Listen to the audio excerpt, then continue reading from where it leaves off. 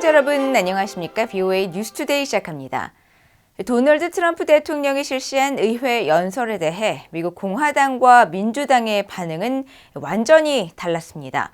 공화당은 트럼프 대통령의 강력한 외교 정책을 지지하면서 국가 안보 강화와 미국 이익 보호를 내세웠고, 민주당은 트럼프의 외교 정책이 전통적인 동맹 관계를 해치고 미국을 고립시킬 위험이 있다고 비판했습니다. 이조은 기자가 보도합니다.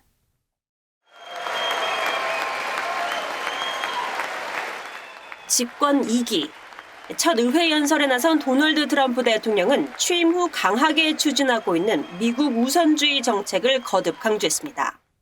I return to this chamber tonight to report that America's momentum is back, our spirit is back, our pride is back, our confidence is back, and the American dream is surging bigger and better than ever before.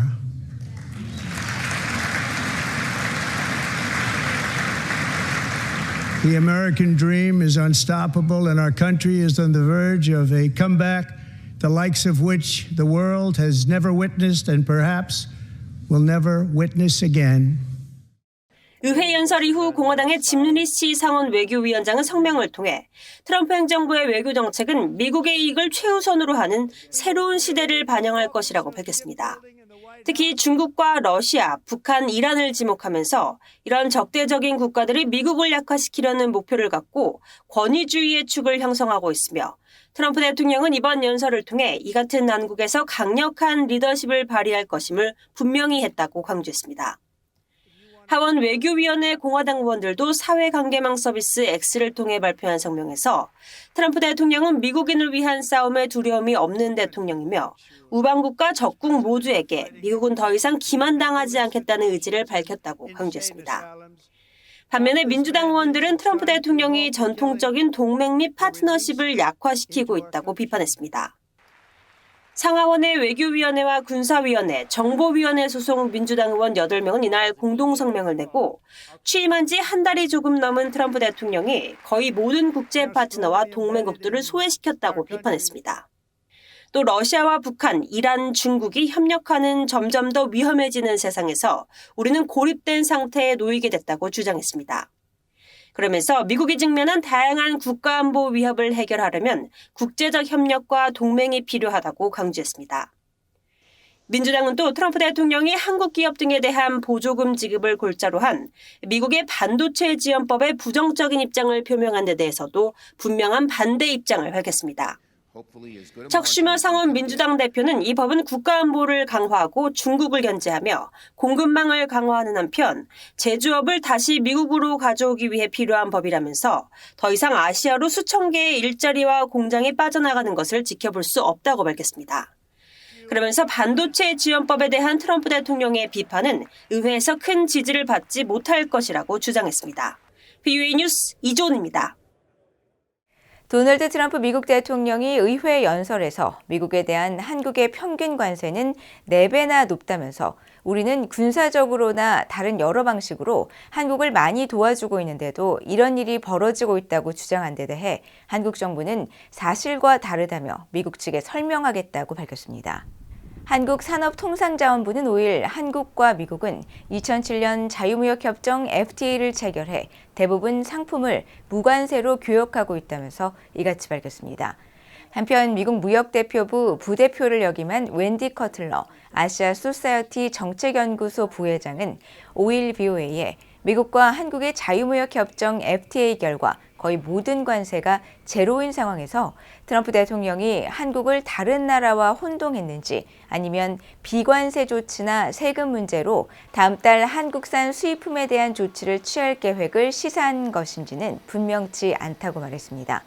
트로이 스탠거론 윌슨 센터 한국센터장도 VOA에 트럼프 대통령이 자신의 주장을 강조하기 위해 과장한 것으로 보인다면서 FTA 덕분에 거의 모든 관세가 철폐됐지만 트럼프 행정부는 부가가치세와 통화 불일치, 비관세 장벽을 상호관세 결정의 요인으로 꼽았다면서 해당 발언은 한국의 다른 장벽을 의미하는 것이거나 한국에 부과할 관세 수준을 예고한 것일 수 있다고 평가했습니다.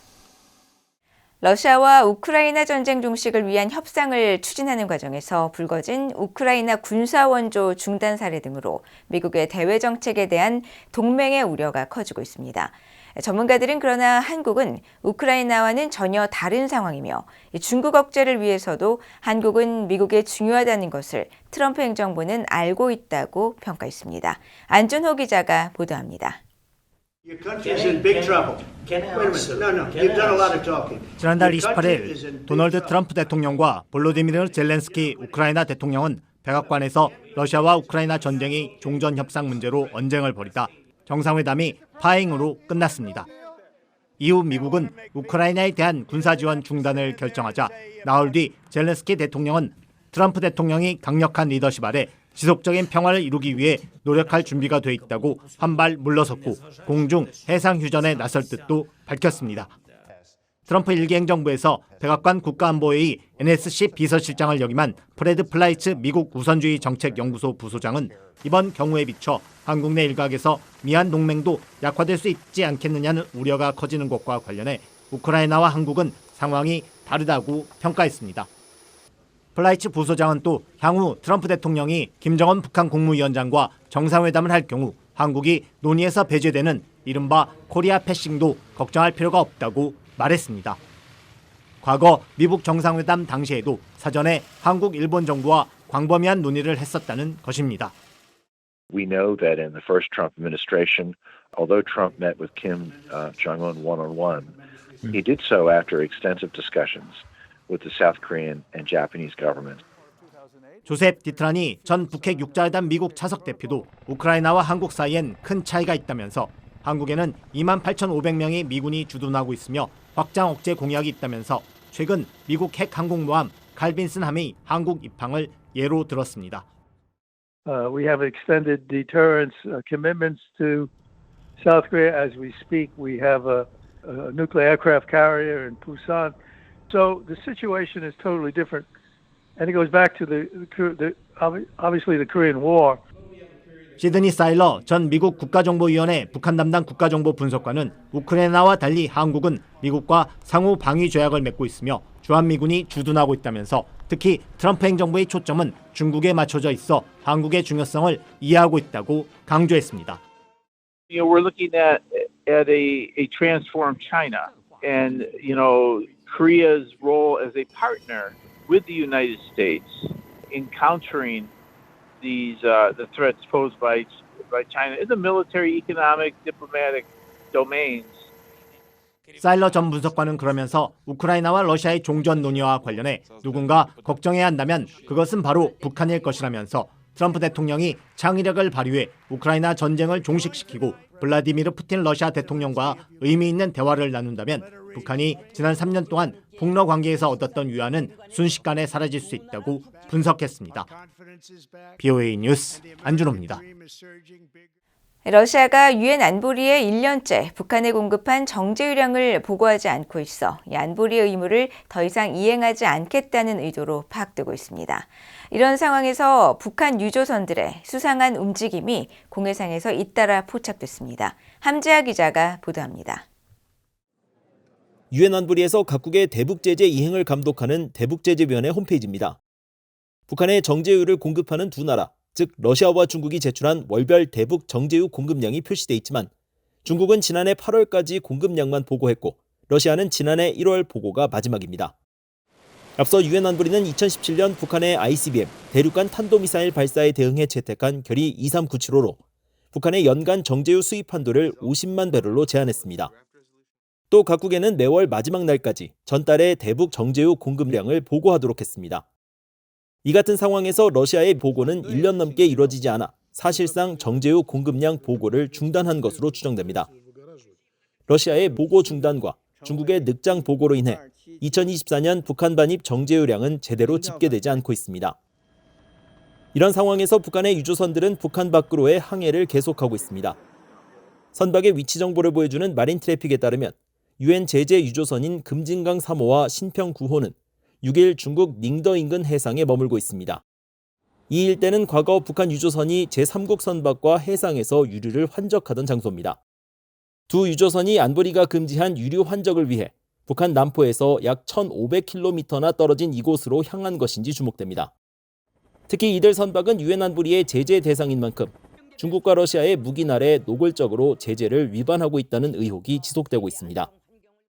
North Korea has taken advantage now of what would be a holiday, a sanctions holiday right now, where sanctions are not being enforced by neither Russia nor China. 와츠 전 위원은 그러면서 러시아와 중국이 협조하지 않는 현재 상황에서는 사실상 유엔 안보리를 통한 제재는 불가능하다면서 각국의 독자 제재를 해법으로 제시했습니다. BOA 뉴스 함지아입니다. 도널드 트럼프 대통령은 북한의 완전한 비핵화를 추구할 것이라고 하워드 솔로몬 국제원자력기구 IAEA 주재 미국 임시 대리대사가 밝혔습니다. 솔로몬 임시 대리대사는 5일 오스트리아 빈에서 열린 IAEA 정기이사회 북핵 안전조치 적용 관련 회의에 제출한 성명에서 이같이 밝히고 이 목표를 달성하고 북한의 도발을 억제하기 위해 한국과 일본, 다른 동맹국 및 파트너들과 긴밀히 협의해 나갈 것이라고 강조했습니다. 또 러시아를 겨냥해 어떤 회원국이 북한의 비핵화를 종결된 사안으로 규정하려는 시도는 매우 우려스러운 일이라고 지적하고 우리는 동맹국, 파트너들과 계속 협력해 유엔 안보리 결의를 완전히 이행하고 북한의 제재 위반 행위를 감시할 것이라고 밝혔습니다. 북한이 지난해 11월 유엔 인권이사회에 북한에 대한 네 번째 국가별 정례검토 UPR에서 제시된 294개 권고안 가운데 144개를 거부했습니다. 북한은 최근 제58차 인권이사회 회기에 맞춰 실무그룹에 보낸 자료에서 유엔 인권이사회 권고안 가운데 143개를 수용하고 7개는 부분적으로 수용한다고 밝혔습니다. 그러나 정치범 수용소 해체와 공개 처형 중지, 성분제에 따른 차별 철폐 등 88건의 권고안은 즉각 거부했다고 설명했습니다. 북한이 이번에 추가로 거부한 권고안은 고문방지협약 비준과 시민적 정치적 권리에 관한 국제규약 비준, 국제노동기구 ILO 가입, 사형제 폐지, 여성에 대한 차별 철폐, 여성과 소녀에 대한 모든 형태의 폭력 처벌 등입니다.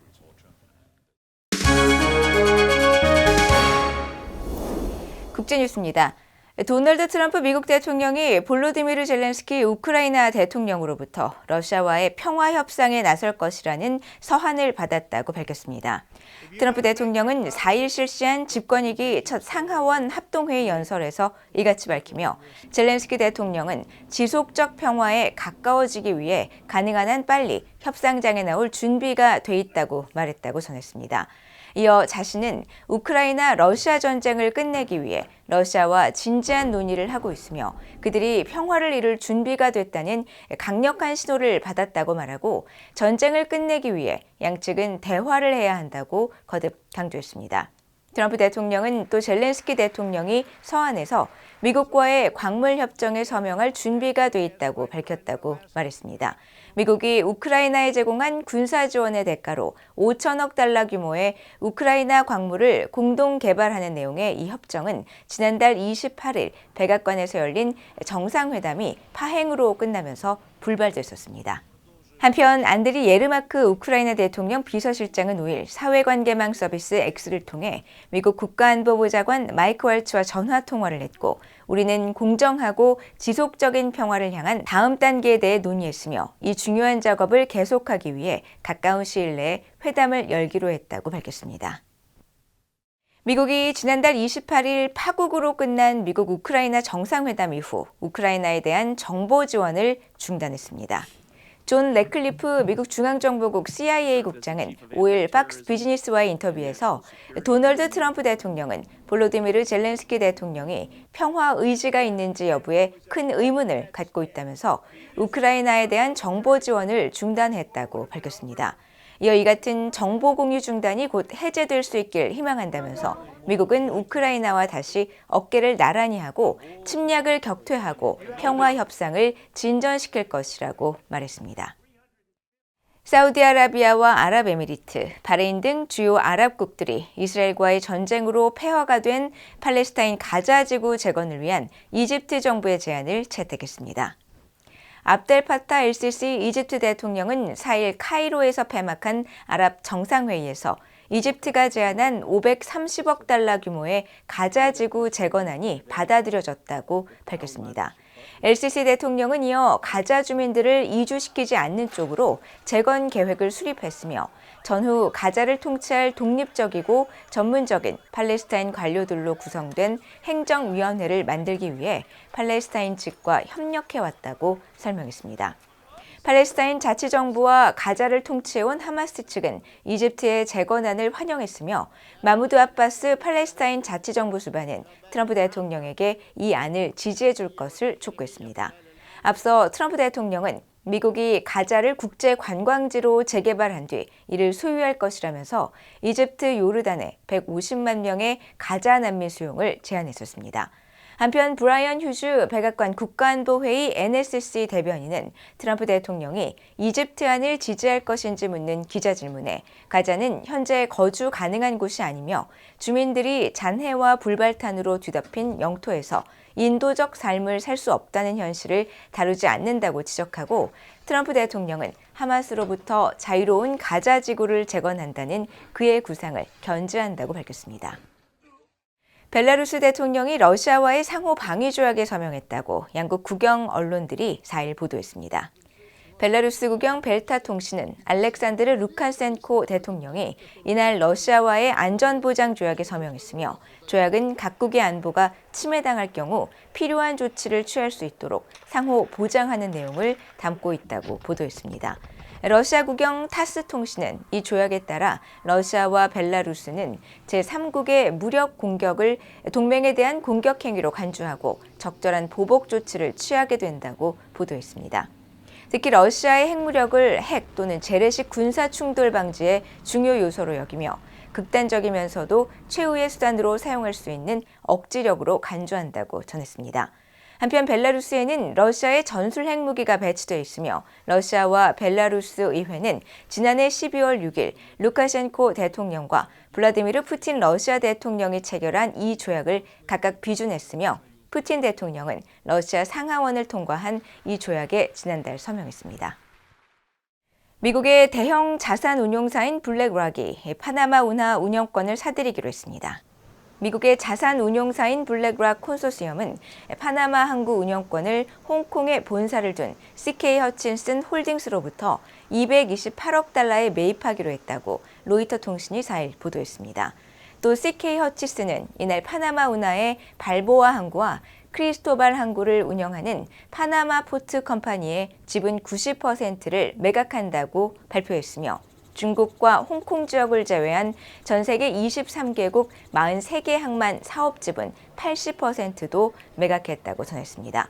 한편 도널드 트럼프 대통령은 이날 의회 국정연설에서 나의 행정부는 이미 파나마 운하 확보에 나섰으며 이미 시작했다고 말하고 바로 오늘 미국의 대형 기업이 파나마 운하 항만을 사들였다고 밝혔습니다. 전 세계의 물동량의 4%가 통과하는 파나마 운하는 태평양과 대서양을 잇는 무역 거점이며 파나마 운하는 1914년 미국의 주도로 완공됐으며 미국은 1978년 6월 파나마와 조약을 맺고 파나마의 운하 소유권을 넘겨줬습니다. 이상으로 BOA 뉴스투데이를 모두 마칩니다. 시청해주신 여러분 고맙습니다.